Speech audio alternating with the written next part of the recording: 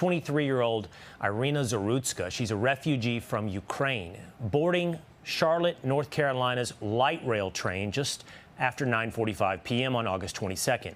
She's sitting, scrolling on her phone. A man in a red hoodie is sitting behind her. After 4 minutes, he casually and unpredictably pulls out a knife and stabs her 3 times. She was dead at the scene.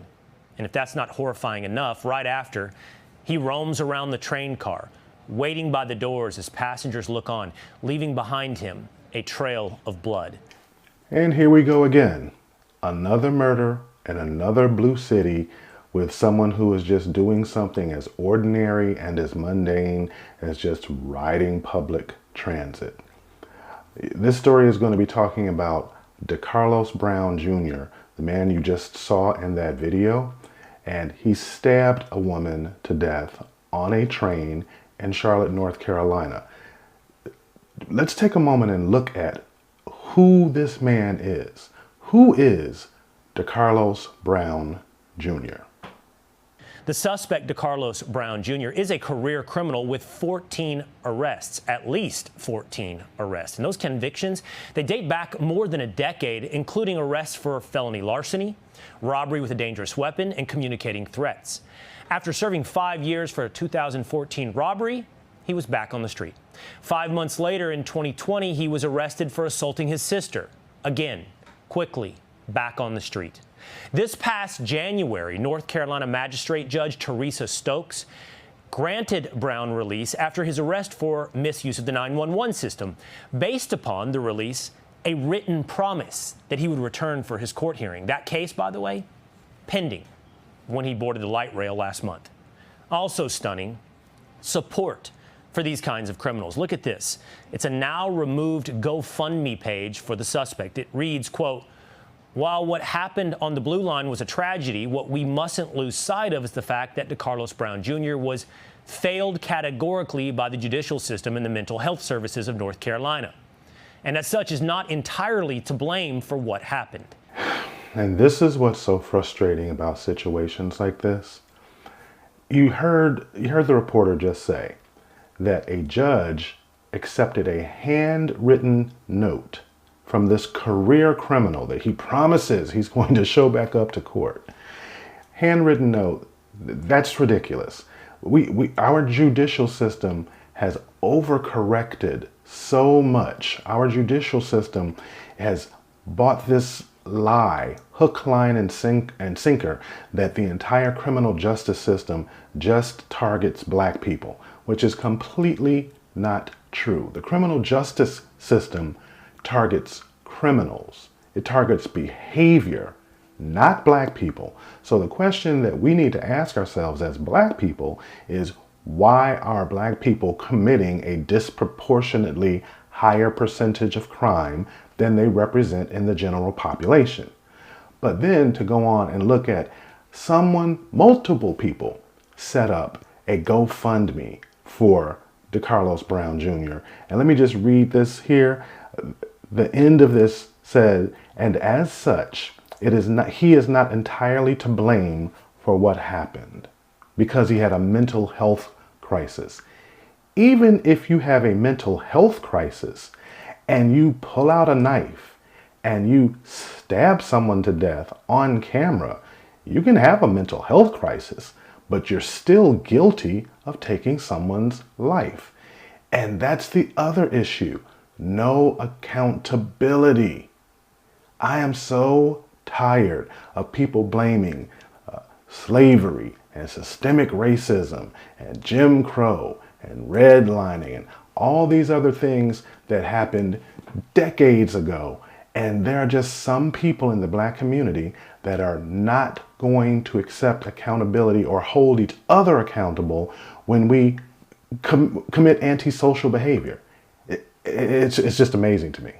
Mental health has become a catch-all for this country to excuse the greatest of our sins.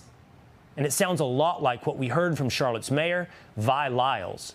She wrote, "We will never arrest our way out of issues such as homelessness and mental health. Mental health disease is just that, a disease like any other that needs to be treated with the same compassion, diligence, and commitment as cancer or heart disease.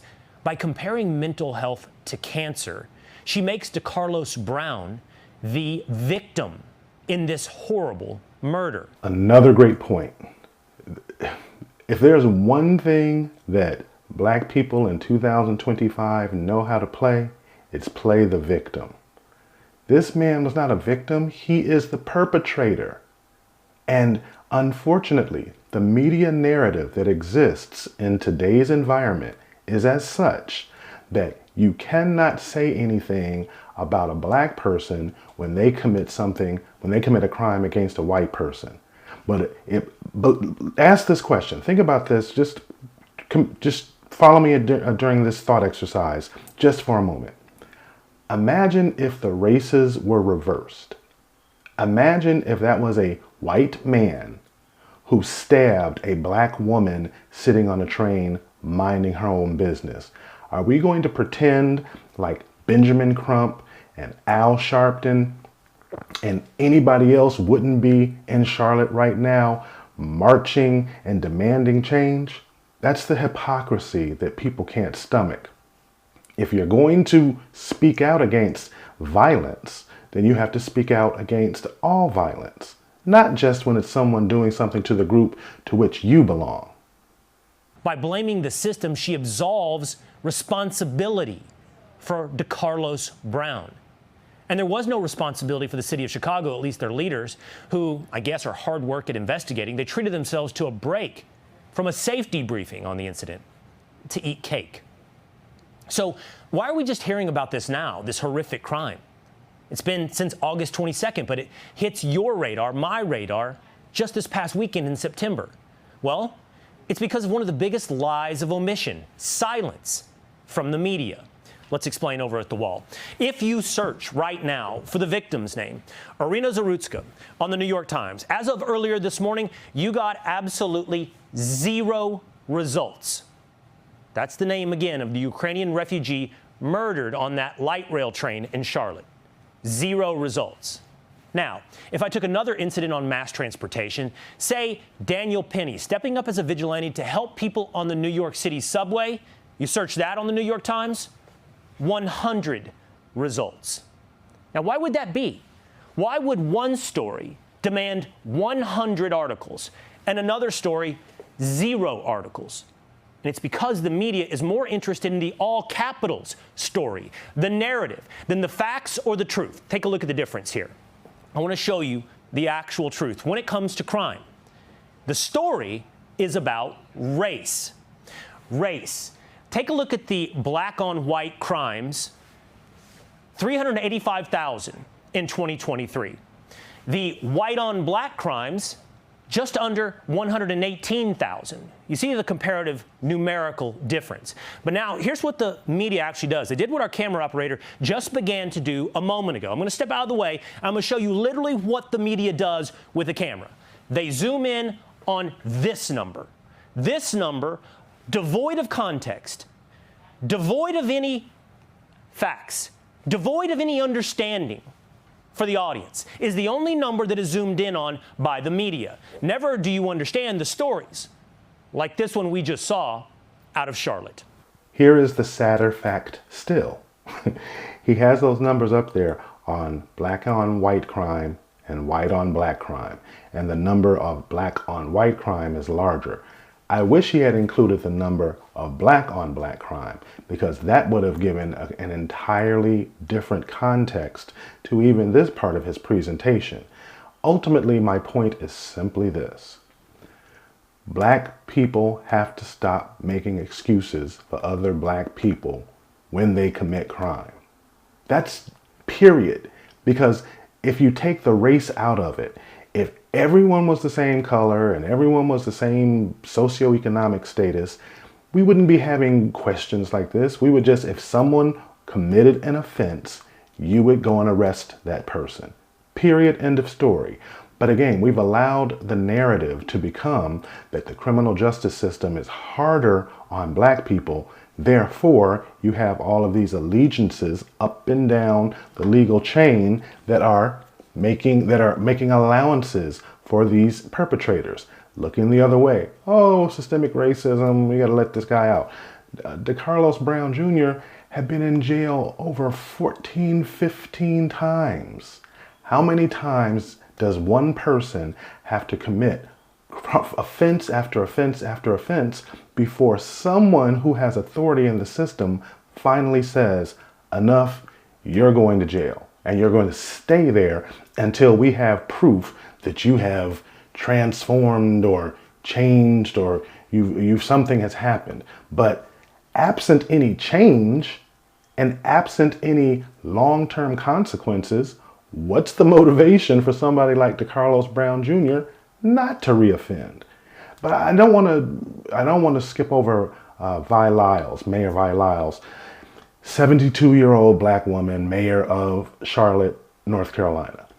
And I have to say, I've been thinking about this, that so many of our black politicians, or a disproportionate amount of them, are either baby boomers or they're from the silent generation. And it's got to be hard. It has to be hard if you grew up in a different time, in a different era in the United States. That woman was born in 1952, I want to say. If you were born in 1952, you saw an America during your formative years that created an opinion that you're carrying on into the rest of your life. Mayor Lyles, even at 72 in 2025, it's entirely possible that she still is looking at the world through the lens of her experience, and the America of 2025 is not the same America it was in 1965 or even 85. So I do think we need a new generation of black leaders and politicians who are not holding on to that baggage from the past. We have to disaggregate that if we're going to have honest conversations about how to govern our society in 2025 and forward. But the mayor received a huge amount of backlash when she made that statement that we just referred to a moment ago, where she was saying that DeCarlos Brown Jr. is really the victim in all of this because the mental health system failed him and tried to, again, make her look like the victim. She got a ton of backlash. So she had to go back and make a correction. This is how she decided to correct her statement when she realized that she was getting backlash from every corner. News at 6. Within the last 20 minutes, Mayor Lyles releasing a new statement on the deadly Katz stabbing. The mayor posting the page long letter in a X account just minutes ago. She says in part, quote, "This was a tragic failure by the courts and magistrates. Our police officers arrest people only to have them quickly released, which undermines our ability to protect our community and ensure safety. We need a bipartisan solution to address repeat offenders who do not face consequences for their actions and those who cannot get treatment for their mental illness and are allowed to be on the streets." She added that effective immediately, Katz security personnel will be redeployed for a stronger presence on Blue Line platforms and to increase fair enforcement. CAPD will also increase patrols at key areas across the transit system. She says there will also be more safety initiatives rolling out in the next few weeks. Let me just say a couple of things. One is, what happened to that young woman was horrible. And it's everybody's nightmare. If you're in any public space, subway, whatever, that something bad is going to happen to you or somebody you care about. So it does strike a chord. We don't know why that man did what he did. And for Charlie Kirk to say, we know he did it because she's white, when there's no evidence of that, it's just pure race mongering, hate mongering. It's wrong. Then he says that if something like that had happened the other way, there would be sweeping changes imposed on society. Where is the George Floyd Policing Act? It didn't pass. Even when you had a white police officer murder a black man on live television, the whole world saw, there were no sweeping changes. In fact, not one law was passed at the federal level. So once again, Van Jones is well-intentioned, but he's completely disingenuous. Yeah, there was no federal law that was passed, but guess what was born out of the murder of George Floyd? DEI. We've been dealing with and having conversations about DEI now for years. That was supposed to be corporate America's recompense to the black community, which I never understood why private organizations all of a sudden owed money to black people because a police officer killed a black man. I never that's too circuitous for me. But again, Van Jones, yeah, there was a huge sweeping change. You know, every time that if a white person has interaction with a black person and that black person loses their life, the entire country basically shuts down for a few days around that particular issue. And that's what I think Charlie Kirk's larger critique is, and his larger critique has merit. This story has not been talked about nationally. It's for the most part being talked about here and there, but mostly on social media. But everyone under the sound of my voice, you know 110%, you know, let me say, not be hyperbolic. You know 100% that if that was a middle-aged white man who had been in and out of jail 15 or more times, and he stabbed a black woman or a Latina woman who was just riding the train, minding her own business, that this country would have ground to a halt within hours of that happening. So Van Jones is just not being honest in this particular situation. So I think that's an important thing to point out. The other thing is, you mentioned the thing about cashless bail. I think this is a big challenge that we have. Would you have felt better if there had been cash bail and the mom had come and put down $1,000 to let him out? It's not about cashless bail or no cashless bail. It's about the fact that we don't know how to deal with people who are hurting in the way this man was hurting. Hurt people hurt people. What happened was horrible, but it becomes an opportunity for people to jump on bandwagons. And then for someone like Charlie Kirk, he should be ashamed of himself. No one mentioned the word race, white, black, or anything except him. And once again, Van Jones, you missed the entire point. When he brings up cashless bail and says, oh, would you have felt better if his mother had come down there and put $1,000 bail down to get him out? No, Van, that's not the point. The point of bail is that it's supposed to be high enough and onerous enough to cause some pain to the person who has to pay it, but it also has to be commensurate with the offense. If someone got a speeding ticket, then it's unfair to give them $1 million bail. It's assuming you were out there driving recklessly and you were going to get arrested. No, it would not be appropriate to give someone $1 million bail. But on the other end of the spectrum, DeCarlos Brown Jr. should not have been given a $10,000 bail because you have to pay 10%. So when Van says $1,000, though you're assuming the bail is $10,000, the bond is $1,000, his offenses would require a larger bail amount. So yes, this whole cashless bail thing and saying that it was just punishing black people and just punishing people of color and just blah, blah, blah. No, it's a tool to get people to modify their behavior than they otherwise would, because they know that two things are going to happen to them. They're going to be punished financially and they're going to be remanded and lose their freedom.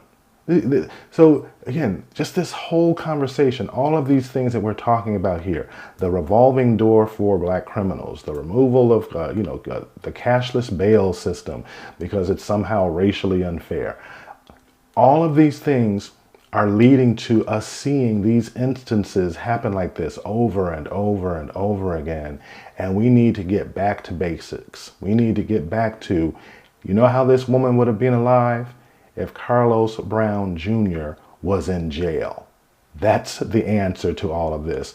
To start putting people in jail and making them pay for when they commit crime. Thanks for hanging out. Do me a favor, go ahead and subscribe. Hit that like button. If you really like this content, you can hit that hype button. That will really help the channel out. Leave a comment and I'll catch you in the next one.